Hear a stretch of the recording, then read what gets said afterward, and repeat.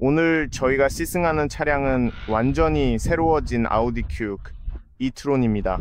이 차는 요즘 시장에서 구매할 수 있는 프리미엄급 전기 SUV 중에서 가장 놀랍고 최고의 전기 SUV 중 하나입니다. 제가 이 차를 최고의 차량 중 하나라고 말하는 이유는 이 차가 폭스바겐 그룹의 새로운 PP, 즉 프리미엄 플랫폼 일렉트릭을 기반으로 만들어졌기 때문입니다. 이 플랫폼은 포르쉐 마칸과도 공유하는데 포르쉐 마칸 역시 정말 놀라운 차량이고 곧 제 채널에서 만나보실 수 있을 겁니다. 아마 2주 안에 채널에 올라올 예정입니다. 제가 가지고 있는 이 버전은 사륜구동 버전입니다. 즉 이 차량에는 두 개의 전기 모터가 탑재되어 있습니다. 하나는 앞쪽에, 또 하나는 뒤쪽에 있습니다. 이번에는 뒤쪽에 영구 자석 모터가, 앞쪽에는 동기식 모터가 장착되어 있습니다. 388마력, 정말 강력한 출력이고 0에서 100kmh까지 5.9초가 걸립니다. 그리고 매트릭스 LED 헤드램프도 탑재되어 있습니다. 후면에는 OLED 기술이 적용되어 있습니다. 어제 여기 비가 좀 왔어요. 지금까지 3번이나 세차를 했는데도 여전히 차가 더럽네요. 저도 좀 추워서 오늘 영상 촬영이 꽤 복잡하네요. 그래도 최선을 다해보겠습니다. 또한 옵션으로 S라인 패키지 익스테리어와 S라인 패키지 인테리어를 선택할 수 있는데 두 가지 모두 약 5,000유로 정도의 비용이 듭니다. 그리고 옵션으로 제공되는 이 21인치 휠도 정말 멋지게 보입니다. RS 휠, 그리고 뒤쪽에는 통풍 브레이크, 앞쪽에도 통풍 브레이크와 빨간색 브레이크 캘리퍼가 적용되어 있습니다. 정말 멋져 보입니다. 전체적으로 아우디는 외관 디자인을 정말 잘 만드는 것 같아요. 정말 보기 좋습니다. 참고로 이게 키입니다. 키리스 엔트리 기능이 탑재되어 있습니다. 즉, 차량에 가까이 다가가면 문을 잠그거나 열 수 있다는 뜻입니다. 또한 알루미늄 페달, 전동 조절 시트, 열선 시트도 있습니다. 그리고 이 S라인 패키지가 적용되어 있어서 스포티한 시트가 들어가 있는데 진짜 가죽과 중앙에는 마이크로 파이버가 조합되어 있고 빨간 스티치가 들어가 있습니다. 밖이 꽤 추우니까 안으로 들어가 볼게요. 키를 여기다 놓겠습니다. 제가 정말 마음에 드는 점은 차 안에 들어가서 키만 가지고 있으면 시동 버튼을 누를 필요가 없다는 겁니다. 이미 차량이 시동이 걸려 있기 때문이죠. 헤드업 디스플레이, 증강현실 헤드업 디스플레이가 전면 유리에 바로 표시됩니다. 정말 멋지게 보입니다. 운전하면서 직접 보여드릴게요. 목적지도 설정하겠습니다. 그리고 좋은 점은 여기 운전대에 끄는 버튼이 있다는 거예요.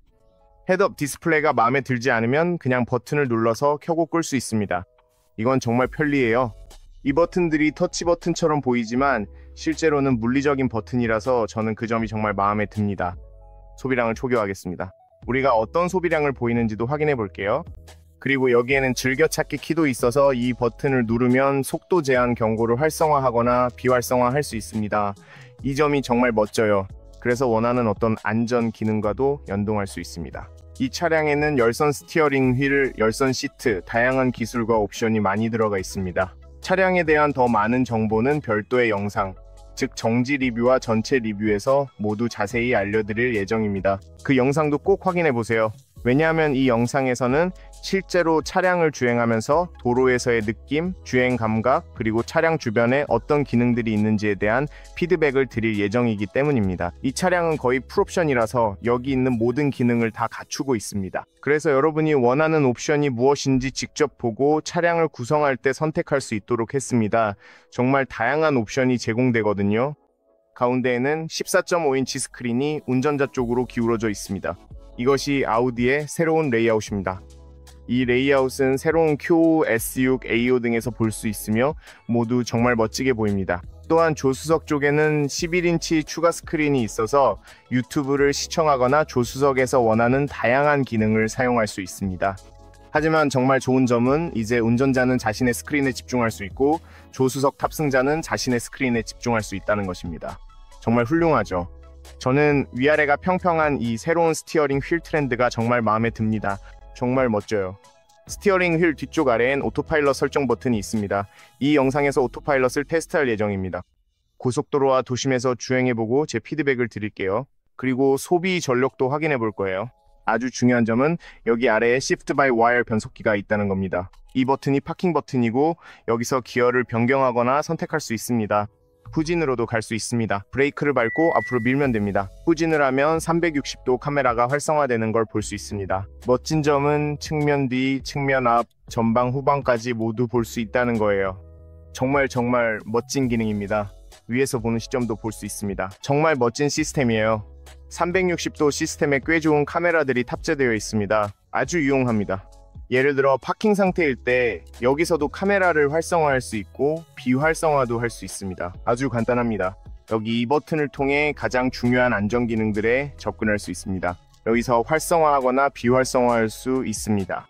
즐겨찾기에 추가할 수도 있고 더 깊이 들어가서 차선 유지 보조, 속도 제한 경고 등 모든 안전 기능을 설정할 수도 있습니다. 여기 위에는 드라이버 셀렉트가 있습니다. 여기서 주행 모드를 선택할 수 있습니다. 밸런스를 선택하고 이쪽으로 가면 스티어링 휠, 컴포트, 밸런스, 에어 서스펜션의 댐핑 컨트롤까지 개별적으로 설정할 수 있습니다. 이 버전에는 에어 서스펜션이 적용되어 있기 때문이죠.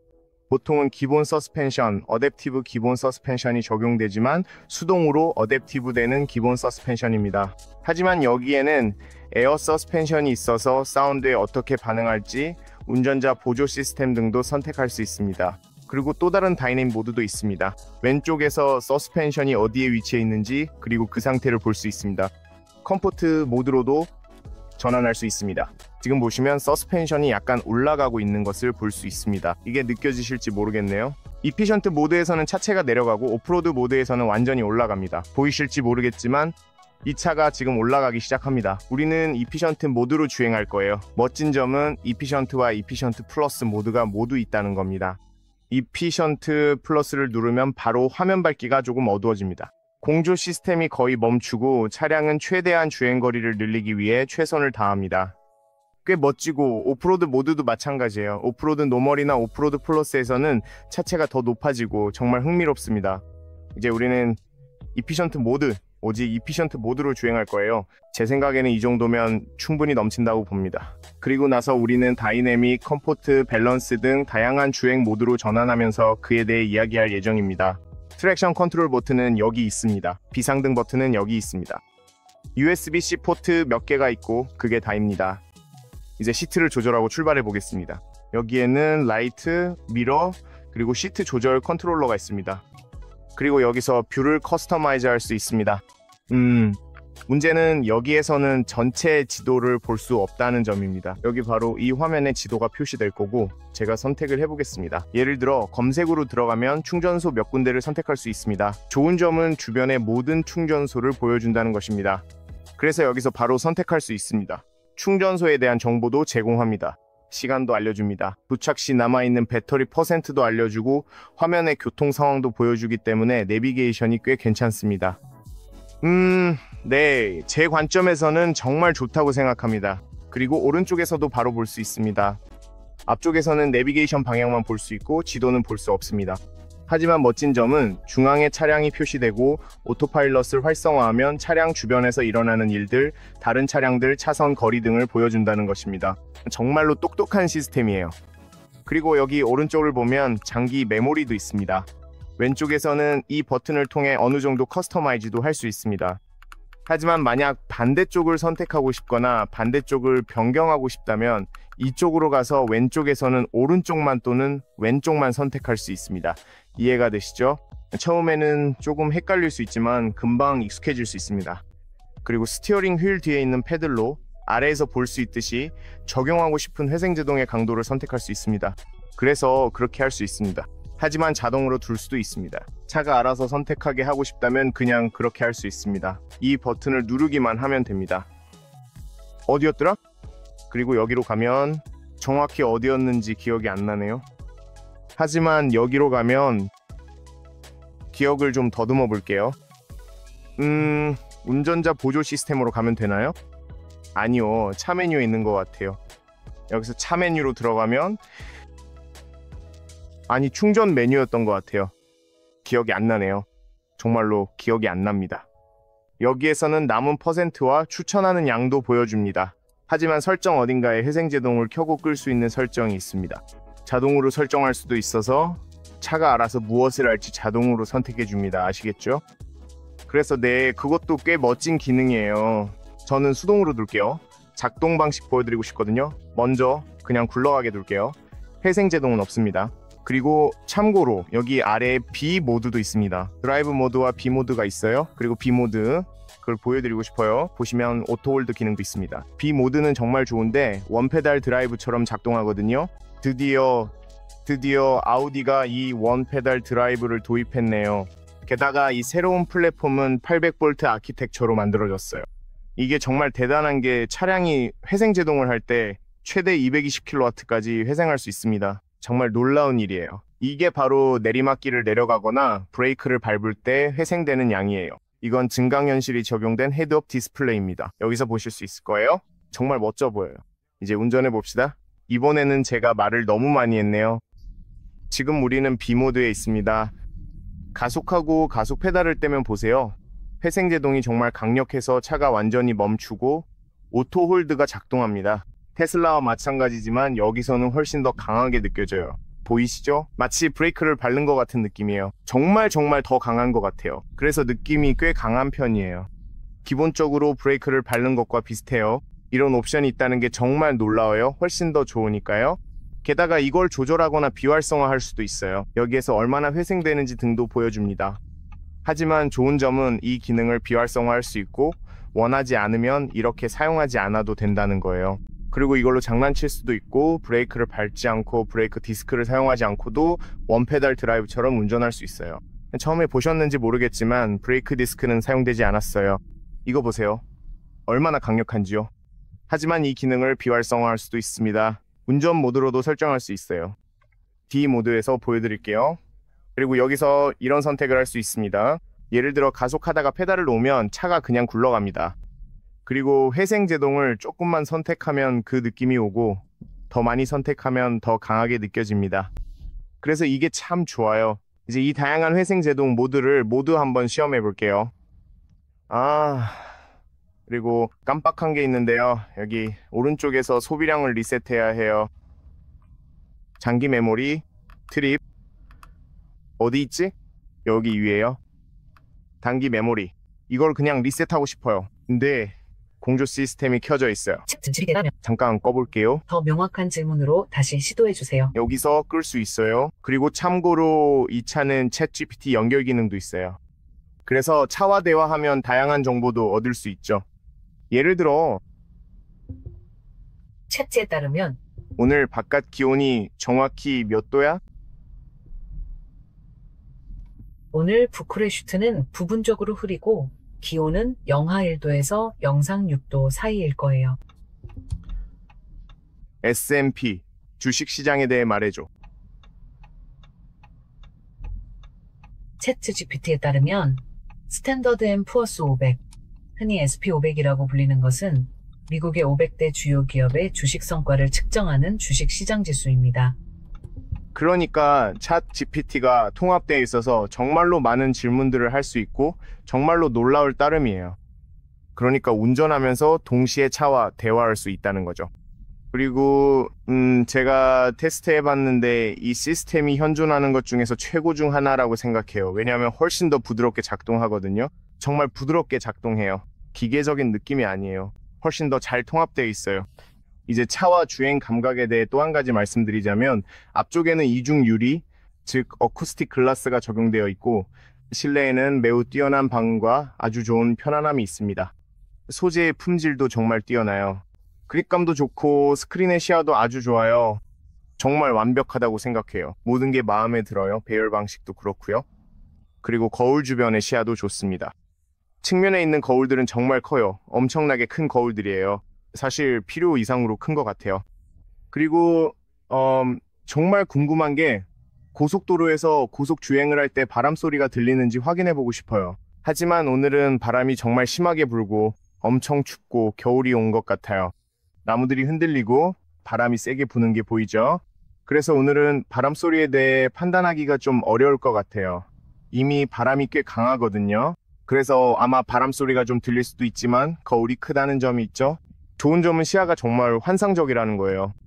안 좋은 점은 거울이 다이내믹해서 고속도로에서 고속 주행할 때 거울에 바람 소리가 들린다는 거예요. 그 외에는 서스펜션에 대해서는 굳이 말할 필요도 없죠. 에어 서스펜션은 정말 환상적이에요. 운전하는 느낌이 정말 대단하거든요.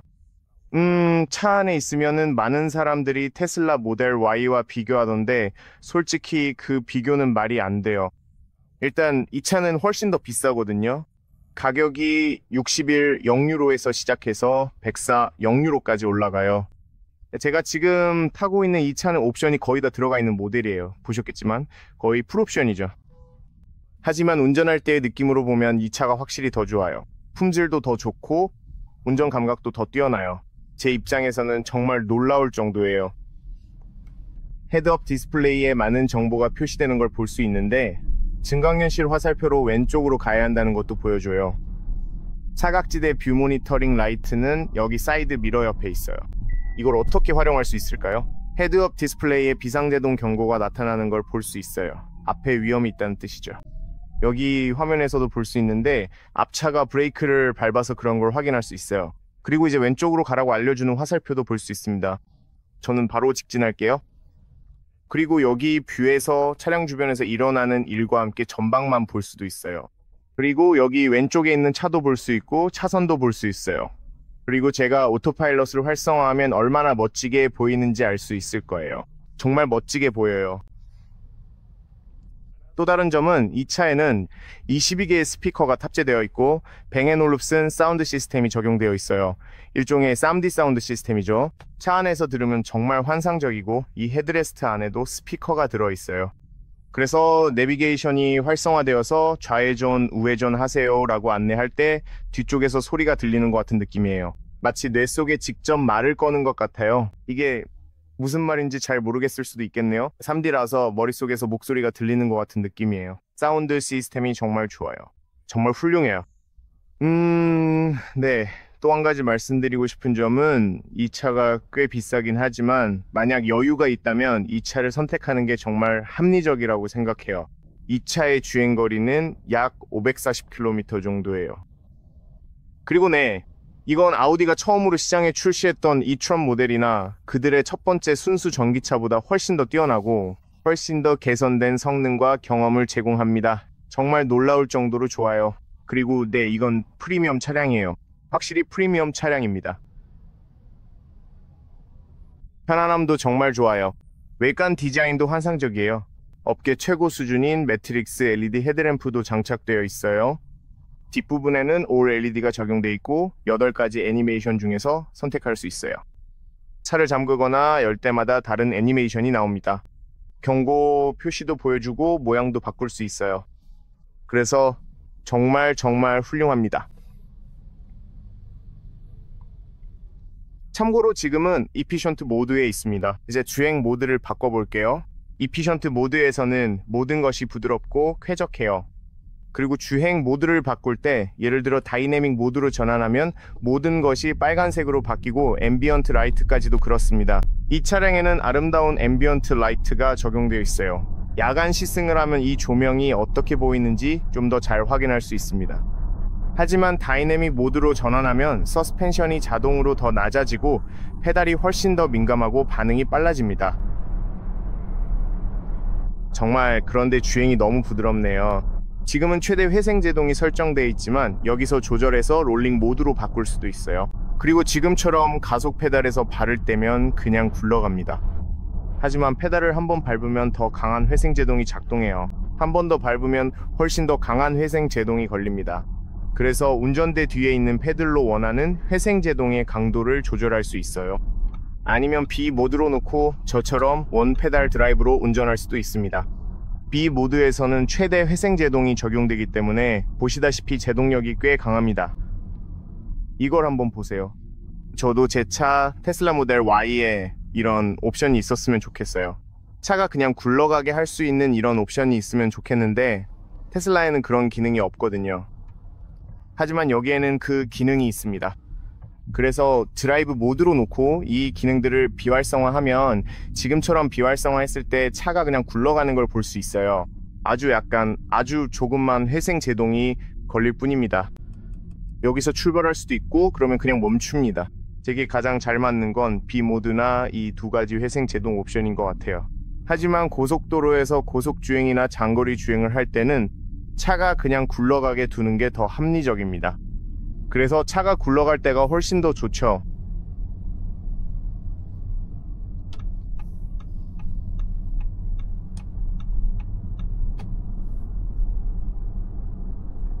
이제 오토파일럿을 보여드릴게요. 두 번째 차선으로 가보겠습니다. 여기서 뒤쪽에서 오토파일럿을 이렇게 활성화하면 됩니다. 화면을 바꿔서 지금 이걸 한번 보세요. 속도를 선택하면 80km로 설정했고, 지금 차가 거리를 유지하고 차선 사이를 지키고 가속하고 브레이크를 밟고 모든 걸 대신 해줍니다. 이걸 보세요. 헤드업 디스플레이가 정말 환상적입니다. 가장 뛰어난 헤드업 디스플레이 중 하나예요. 핸들에 손을 올리라고 경고해줍니다. 가야 할 방향을 아주 명확하게 보여주고, 여기 지도도 볼 수 있고 오른쪽의 방향도 표시됩니다. 정말 환상적이에요. 여기서 속도를 더 올릴 수도 있고 100까지 올릴 수 있습니다. 차가 100까지 올라갑니다. 교통속도 제한 표지판을 읽을 수 있어서 자동으로 활성화될 수도 있고, 앞차도 인식해서 브레이크를 밟거나 가속하고 앞차와의 거리를 유지할 수 있습니다. 정말 잘 작동합니다. 그래서 제 관점에서는 이 오토파일럿이 정말 환상적이라고 생각합니다. 저도 이전 모델에서 테스트해봤지만 지금은 정말 많이 개선된 것 같아요. 확실히 최고 중 하나라고 느껴집니다. 차선 사이를 정말 잘 유지하는 걸 볼 수 있습니다. 주행이 부드럽게 느껴집니다. 차를 믿을 수 있고 오토파일럿을 신뢰할 수 있을 것 같은 느낌이 듭니다. 자연스럽게 느껴집니다. 그리고 어제도 테스트해봤는데 정말 자연스럽게 느껴졌어요. 지금처럼 앞차를 인식해서 브레이크를 밟을 때도 정말 자연스럽게 느껴집니다. 브레이크도 정말 부드럽습니다. 뭔가 부자연스럽거나 로봇 같은 느낌이 전혀 아닙니다. 정말 자연스럽습니다. 마치 사람이 운전하는 것 같습니다. 정말 사람이 운전하는 것 같고 운전기사가 있는 것 같은 느낌이에요. 무슨 말인지 아시겠죠? 그리고 정말 잘 작동합니다. 그저 핸들만 잡고 도로에 집중하면 차가 알아서 다 해줍니다. 정말 그만큼 간단합니다. 정말 훌륭합니다. 여기 내 차 주변의 차들을 한번 보세요. 모든 것을 볼 수 있습니다. 그래서 테슬라에서 보는 것과 비슷한 시야를 가지고 있습니다. 정말 똑똑합니다. 지금 시속 90km로 달리고 있는데 외부 소음이 전혀 들리지 않습니다. 차음이 정말 환상적입니다. 정말 좋습니다. 이제 조금 더 빠르게 달려보겠습니다. 여기서 차선을 바꿔볼게요. 그리고 차가 차선을 변경한 것을 인식하고 화면에서 그런 정보들을 보여줍니다. 여전히 활성화된 상태로 차선 사이에 있으면 차가 차선 사이에 머물도록 해줍니다. 또한 여기 브레이크도 있습니다. 그래서 차가 대신 브레이크를 밟아줍니다. 어쨌든 제가 직접 조작을 했어요. 뒤에 있는 차가 걱정돼서 그랬는데, 보통 고속도로에서 이렇게 강하게 브레이크를 밟을 때는 제가 직접 조작하려고 합니다. 주변 상황을 제가 직접 통제하려고 해요. 만약 뒤에 있는 차가 주의를 기울이지 않으면 그건 좋지 않으니까요. 그래서 이런 상황을 최소화하려고 합니다. 그리고 아마 여기서 사고가 났거나 그런 것 같아요. 보통 이곳에서는 이렇게 교통체증이 생기지 않아야 하는데 괜찮습니다. 여기서 다시 활성화할 수 있고 차도 교통체증 속에서 계속 주행할 수 있습니다. 이 기능은 앞차가 어떻게 하느냐에 따라 거리를 유지하고 가속하거나 브레이크를 밟는 역할을 합니다. 그래서 여러분의 차도 똑같이 동작하게 됩니다. 특히 지금처럼 교통체증이 있을 때 정말 편리합니다.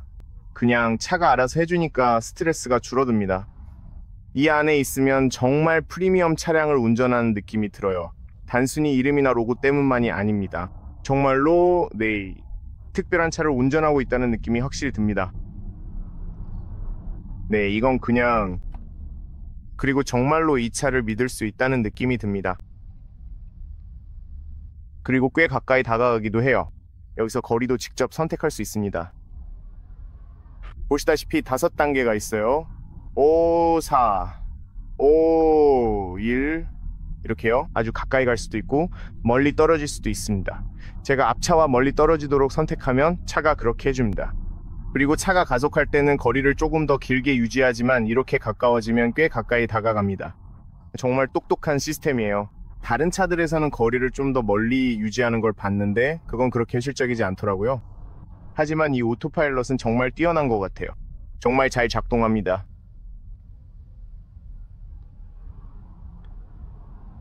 저는 정말 마음에 들어요. 아무튼 여기서 원하면 소비량도 볼 수 있습니다.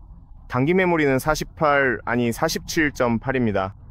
장기적으로 운행하게 되면 킬로미터당 57kWh의 전력을 소모하게 됩니다. 그리고 다시 이 지점으로 돌아오게 되면 약 5.5km 동안의 평균 전력 소모량이 상당히 높은 편인데 아마도 이는 차량 내부의 공조 시스템이 활발하게 작동했기 때문인 것으로 판단됩니다.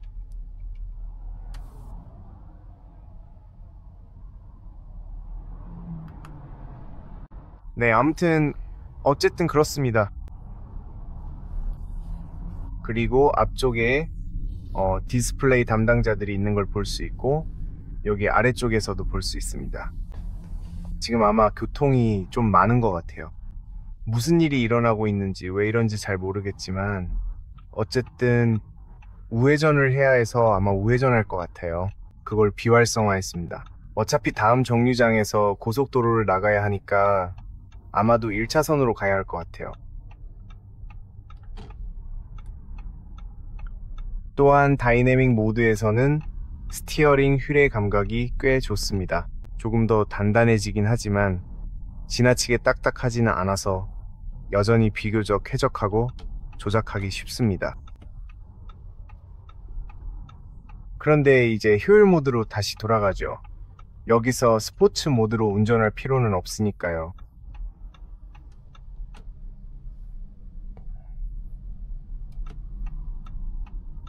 우리는 여기는 그렇게 좋지 않네요.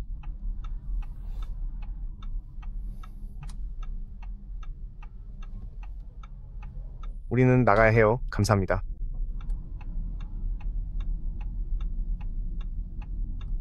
어차피 그 다음에는 고속도로에서 나가야 합니다. 좋은 점은 교통체증이 있어서 에어컨 시스템을 켠 상태에서 정체 상황에서의 소비량을 확인할 수 있다는 것입니다.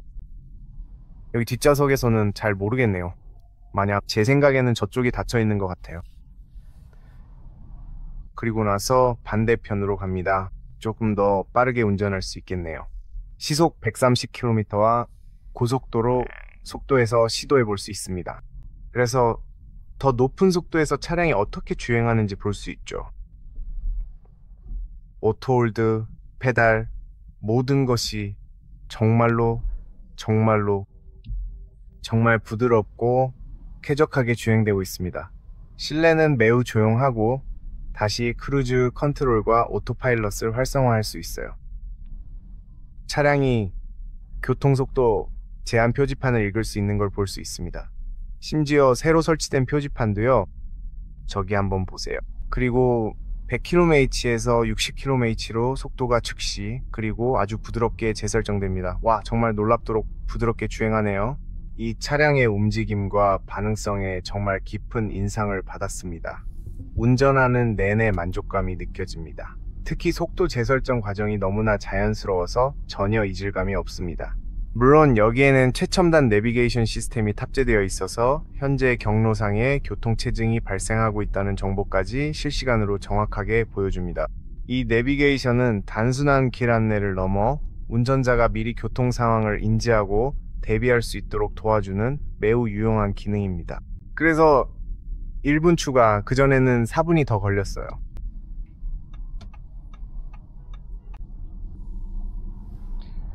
아마 이 다리 근처에 공사 작업이 있는 것 같아요. 그래서 우리가 머무르는 거죠. 교통체증이 너무 심해서 잠시 카메라를 껐어요. 네, 대략 7, 8분 정도만 지체됐고 그 후에는 조금 더 나아졌어요. 하지만 원래 계획에는 없던 일이었죠. 그래도 대부분의 시간을 교통체증 속에서 보낸 게 오히려 좋은 점이기도 해요. 오토파일럿이 제 일을 대신해 주니까 그냥 자동으로 운전되고 정말 쉽고 너무 쾌적해요. 정말요. 그러니까 스트레스를 덜어줘요. 정말 많은 스트레스를요. 이 오토파일럿은 운전 중 발생하는 스트레스를 정말 효과적으로 덜어주고 심지어 도로 옆에 주황색 콘이 놓여있고 공사 중인 상황에서도 오토파일럿 기능이 상당히 안정적으로 잘 작동하는 것을 직접 확인할 수 있습니다. 그래서 지금은 제가 직접 운전대를 잡을 수 있고, 여기서는 아마 이달이 주변에서 작업을 하고 있는 것 같아요. 아마도 수리 중이겠죠.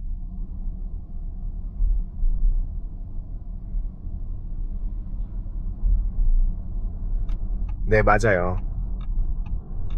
이제 다시 운전에 집중할 수 있겠네요. 어쨌든 여기서 나가야 돼요. 그리고 저는 회생제동을 2단계로 설정해뒀어요. 하지만 여기서부터는 직접 운전해도 돼요.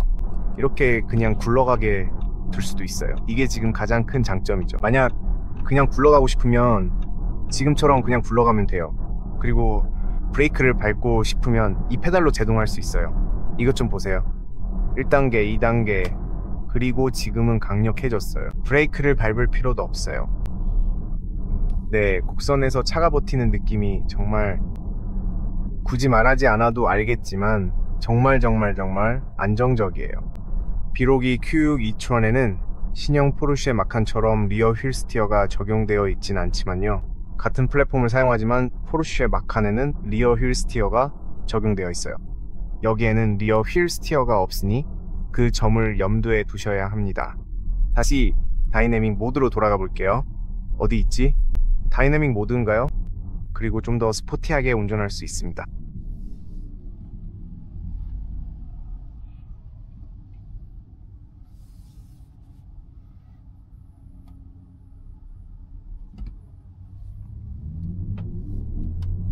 가속하면서 스티어링 휠을 돌리면 차에서 흥미로운 소리가 들리는데, 스티어링이 엄청 단단한 건 아니에요.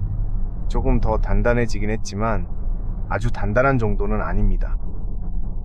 하지만 정말 좋은 컨트롤이 느껴집니다. 서스펜션도 여전히 꽤 편안하게 느껴져요. 더 다이내믹하고 더 빠르지만 여전히 편안합니다. 여전히 편안함을 중시한 세팅이에요. 조금 더 쉽게 설명하자면 이 새로운 일종의 형제 모델들의 기본 아이디어는 이렇습니다. 아우디 Q6, e-tron과 포르쉐 마칸, 일렉트릭, 이 새로운 모델들 중 포르쉐 마칸은 훨씬 더 스포티하고 훨씬 더 다이내믹함이 느껴지며, 스티어링 휠도 훨씬 더 단단하고 서스펜션도 더 단단해서 전체적으로 훨씬 더 스포티한 감각을 줍니다. 여기서는 어떨까요? 여기는 더 편안하고 더 비즈니스적이고 더 가족적이며 더 남성적이고 모든 것이 편안함에 초점이 맞춰져 있습니다. 네, 전부 편안함이죠. 하지만 필요할 때, 파워가 필요할 때 그 힘이 바로 나옵니다. 이걸 한번 보세요. 정말 빠릅니다. 오, 그립감이 대단하네요. 환상적입니다. 그리고 속도에 바로 도달할 수 있습니다. 가속력이 정말 훌륭합니다. 이제 고속도로에서 더 높은 속도에서 어떤지 한번 보겠습니다. 시속 150km 정도에서도 전혀 문제없고 마치 저속으로 달리는 것처럼 느껴집니다. 외부 소음이나 바람 소리도 거의 없습니다. 놀라울 정도로 좋네요. 조금 더 시끄러울 줄 알았는데 지금은 125kmh입니다. 현재 온도는 120도이네요. 바람 소리가 약간 들리기는 하는데 다행히도 그 소리가 그렇게까지 심하게 느껴지지는 않습니다.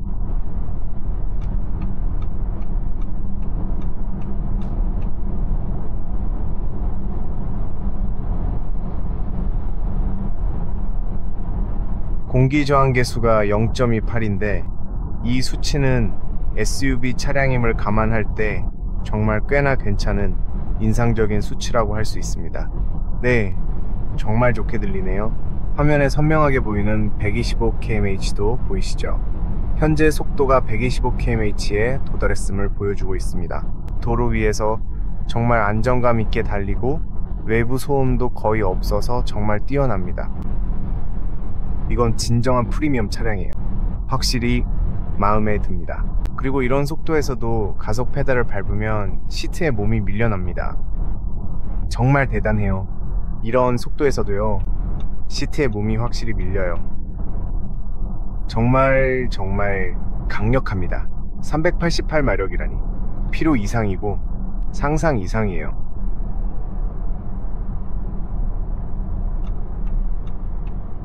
지금은 배터리의 에너지를 다시 회수하고 있습니다.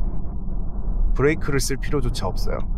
브레이크를 쓴다고 해도 반대편에서 아주 조금만 사용할 뿐이고 그 외에는 정말 멋져요. 정말 멋져요.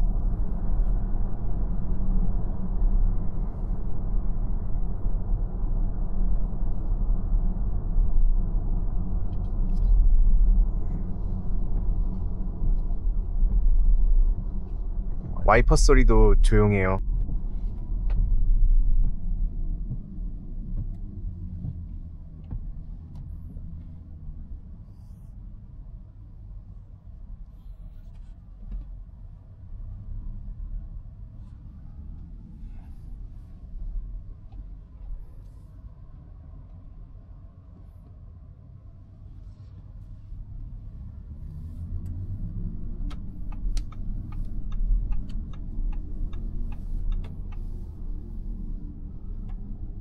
여기서 런치 컨트롤도 한번 해볼 수 있겠네요. 브레이크를 밟고 가속 페달을 밟아요. 세상에 정말 미쳤어요. 와, 놀라워요. 정말 놀라운 가속력이에요. 미쳤다는 말밖에 바로 등바디에 밀려요. 그립도 대단하고요. 환상적이에요. 정말 좋아요. 그립감이 정말 놀랍도록 뛰어나요. 5.9초라는 시간이 엄청나게 빠른 것은 아니지만 제가 기대했던 것보다 훨씬 더 빠르게 느껴져요. 지금은 정말 괜찮아요. 정말 좋아요. 아무튼 이제 다시 컴포트 모드로 돌아가 볼게요. 예를 들어 여기서 사각지대 뷰와 사각지대 모니터링을 볼 수 있어요. 다른 차선에 가까워지면 경고도 해줍니다.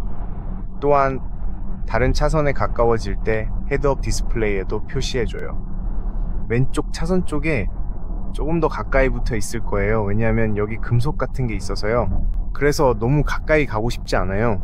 그래서 차선의 이쪽에 조금 더 붙어서 주행할 거예요. 이제 다시 회생제동에 대해 이야기해 볼게요. 배터리의 에너지를 다시 일부 회수할 수 있습니다.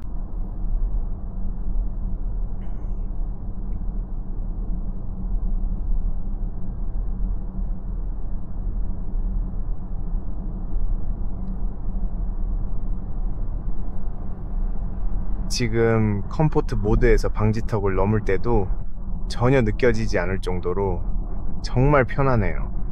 이제 노면이 좀 더 울퉁불퉁하고 거친 도로 환경으로 이동하여 주행 성능을 심층적으로 테스트해 볼 거예요. 이러한 다양한 노면 조건에서 차량의 서스펜션과 승차감을 면밀히 평가하고 그 한계를 시험해 볼 수 있습니다. 그런데 정말이지 놀라울 정도로 엄청나게 좋아요. 이 차량의 성능은 기대 이상으로 탁월합니다. 그리고 스티어링 휠, 국산에서의 편안함도 그렇고요. 저는 이 차의 리어 휠 스티어가 없는데도 놀랐어요. 라운드어바웃을 돌거나 좁은 공간에서 차를 돌려야 할 때 회전 반경이 정말 좋아서 아주 쉽게 돌릴 수 있어요. 이 영상 설명란에 차량의 모든 기술 정보와 데이터를 남겨둘게요. 그래서 만약 알고 싶으시다면 기술 정보, 가격, 그런 모든 수치들요, 꼭 이 영상의 설명란을 확인해 보세요. 거기에 모든 데이터가 있습니다. 혹시 이 영상에서 미처 자세히 말씀드리지 못한 부분이 있다면, 특히 여기 이 테스트 구간에서 만나는 다양한 종류의 방지턱이나 철길 건널목을 넘을 때의 상황을 좀 더 구체적으로 말씀드리도록 하겠습니다.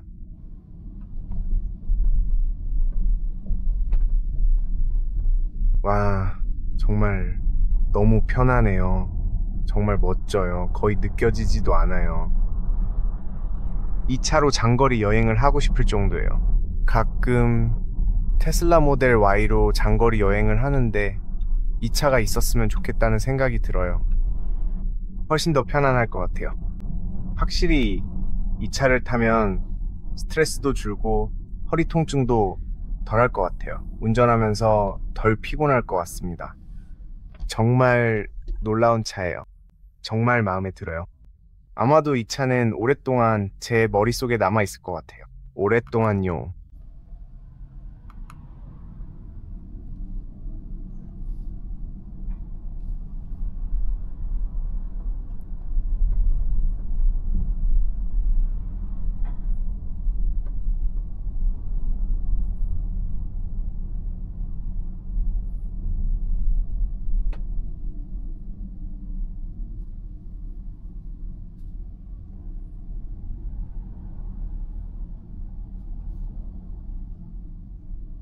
몇 가지 바랐던 점들도 있긴 해요.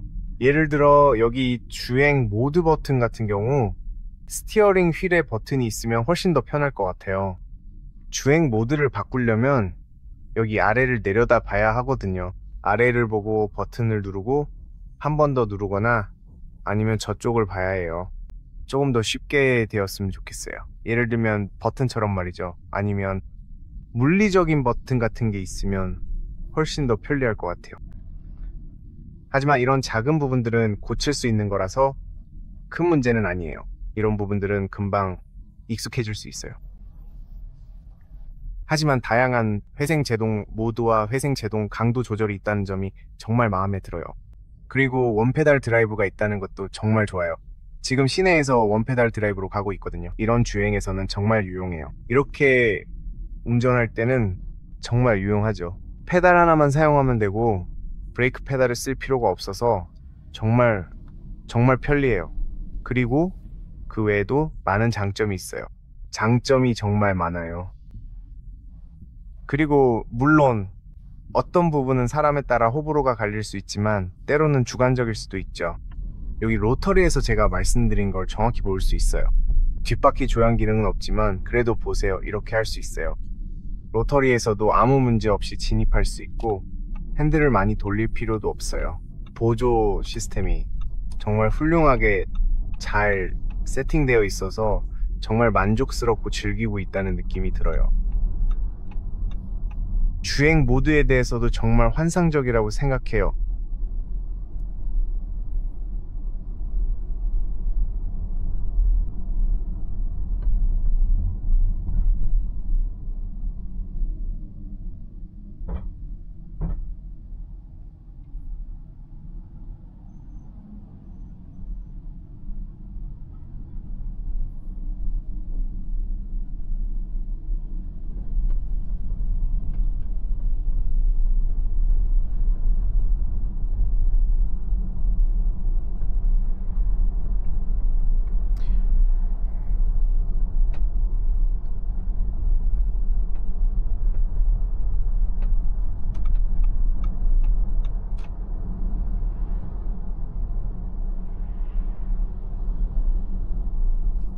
더욱 빠른 퍼포먼스 모델도 선택할 수 있어요.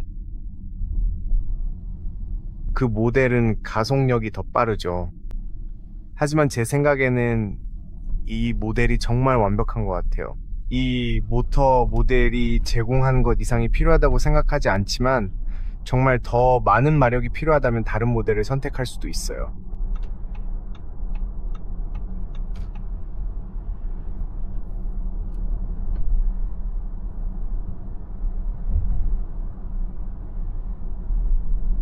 여기서 과속 방지턱을 넘을 때는 정말 아무런 느낌도 없어요. 정말 부드럽거든요.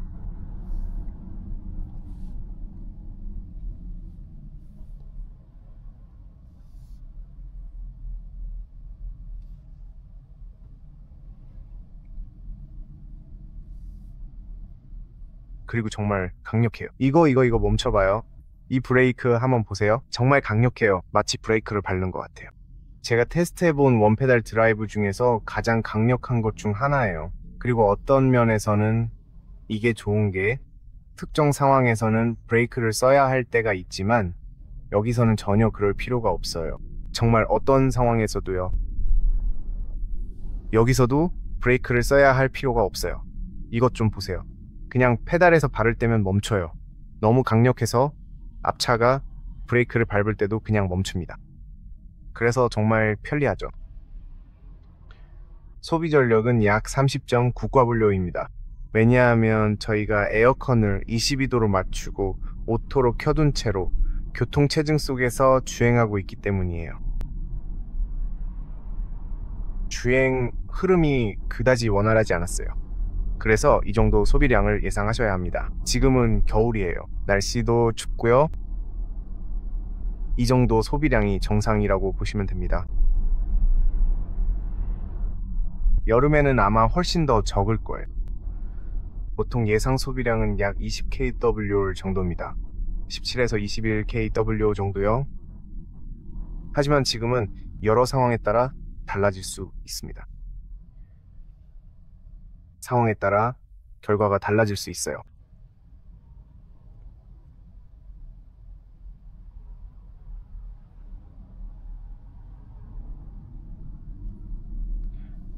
그리고 멀티미디어가 포함된 전체 리뷰를 보고 싶으시다면 잊지 말고 확인해 주세요. 또한 앱과 유튜브 등을 어떻게 설치하는지도 보실 수 있습니다. 그리고 스포티파이도요. 전체 리뷰 영상을 꼭 확인해 보세요.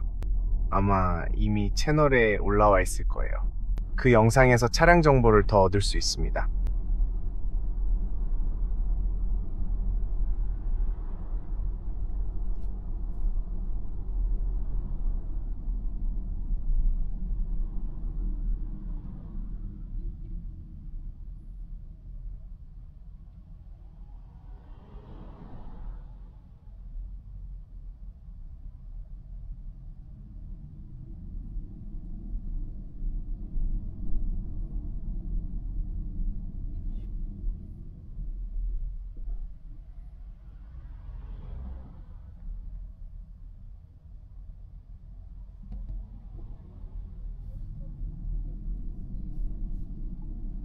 놀랍게도 오늘은 교통체증이 많을 거라고 예상하지 못했어요.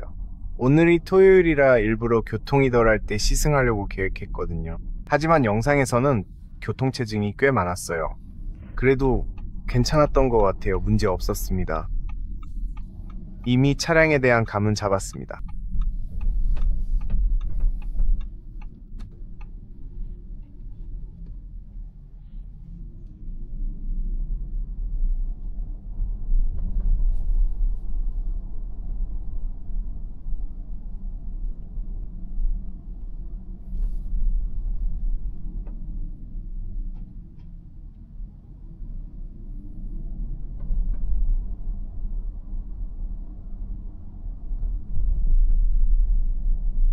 멋진 점은 헤드업 디스플레이를 비활성화하고 싶을 때 이 버튼으로 바로 할 수 있다는 거예요. 이것은 정말로 놀랍도록 빠르고 매우 간편하게 사용할 수 있으며 그 가속력 또한 상상을 초월할 정도로 엄청납니다.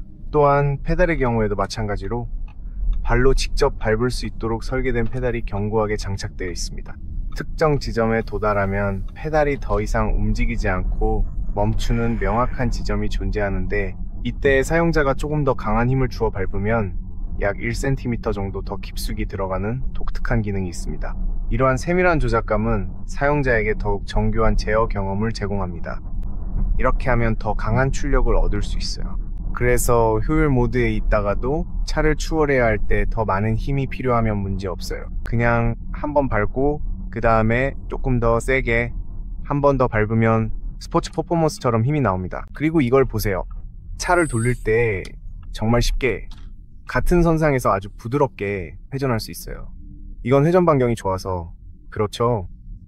그래서 정말 편리합니다.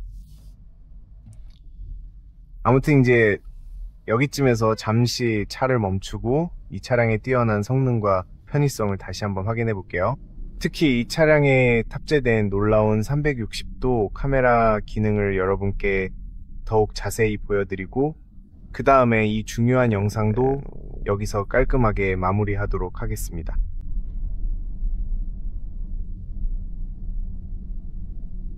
자, 보여드릴게요. 이렇게 후진 기어를 넣으면 360도 카메라가 바로 나오고 그냥 주차하시면 됩니다. 이렇게 활성화된 가이드라인이 있어서 주차할 때 정말 쉽게 도와줍니다. 이렇게 간단하게요. 측면 카메라, 뒤쪽 측면도 볼 수 있습니다.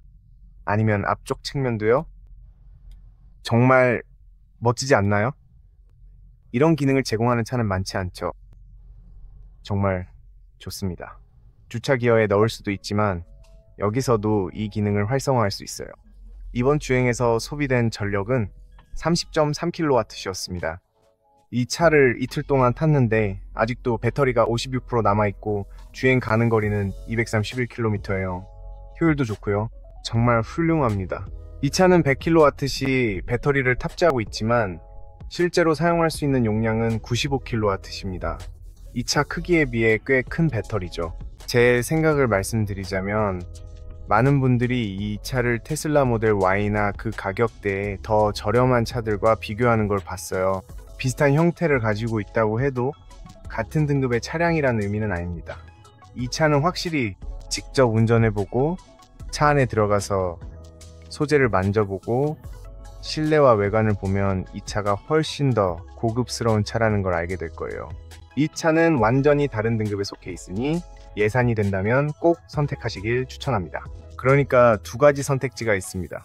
포르쉐 마카는 거의 비슷하지만 후면에 다른 전기 모터가 들어가 있고 같은 플랫폼을 사용하지만 훨씬 더 다이내믹하고 훨씬 더 스포티합니다. 그런 느낌을 원한다면 마칸을 선택하세요. 하지만 좀 더 비즈니스적이고 가족적인 느낌을 원한다면 저는 개인적으로 이 아우디 Q가 더 합리적이라고 생각합니다. 저는 좀 더 편안한 게 좋아서 이 차가 훨씬 더 마음에 들어요. 이 차를 선택하세요. 하지만 내 돈이 있다면 그냥 가세요. 자, 오늘 영상은 여기까지입니다. 여러분 재밌게 보셨길 바랍니다. 유용한 정보도 얻으셨으면 좋아요, 공유, 구독 정말 큰 힘이 됩니다. 이 차로 진행한 전체 리뷰 영상도 놓치지 마세요. 별도의 영상도 준비되어 있습니다. 그 영상도 꼭 확인해보세요. 그리고 모두 안전하게 지내세요. 다음 영상에서 곧 다시 만나요. 안녕히 계세요, 여러분.